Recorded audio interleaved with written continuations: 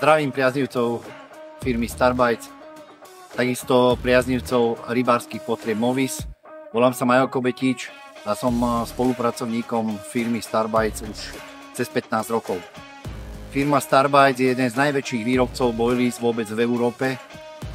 Je to francúzska spoločnosť a čo môžem povedať takú novinku, momentálne firma začína stavať novú výrobnú halu, pretože ten dopyt, ktorý je v Európe, nevieme momentálne v tých podmienkach, ktorých má spoločnosť Sensas, ktorá zastupuje firmu Starbites, nevieme ten trh nasýtiť.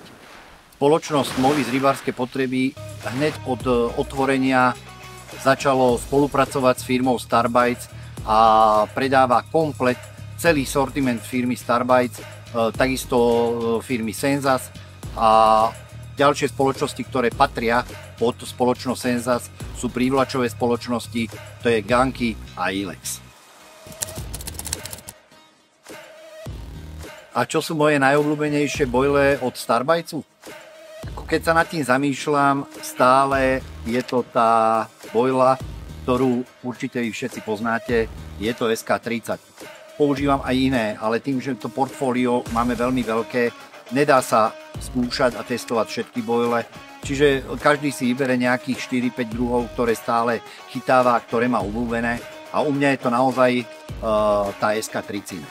Ale na tento rok si firma Starbites pripravila novinky tak ako každoročne a novinkou na rok 2024 je príchuť banananu, to znamená banán orech. Je to novinka z rady probiotik a jasné, že sa vyrába v kompletnom zložení, to znamená, že popky, waftersky, dipy, čiže komplet, čo sa týka rady probiotik. Ďalšou novinkou od Starbitesu pre tento rok je mass biting. Tak ako už je v nápise, túto boile na masívne krmenie sú z rady koncept, čiže kto chodíte na rieky, veľké priehrady, môžete používať. Jasné, že tým pádom, že sú polovičné dávky, sú cenovo dostupnejšie. Poslednou novinkou, na ktorú sa aspoň ja veľmi teším, sú dipované boile z rady koncept, to znamená SK, Hot Demon, Signál, ktoré budú v priebehu mesiaca marec vo všetkých rybárskych potrebách a takisto aj v predajni Movis.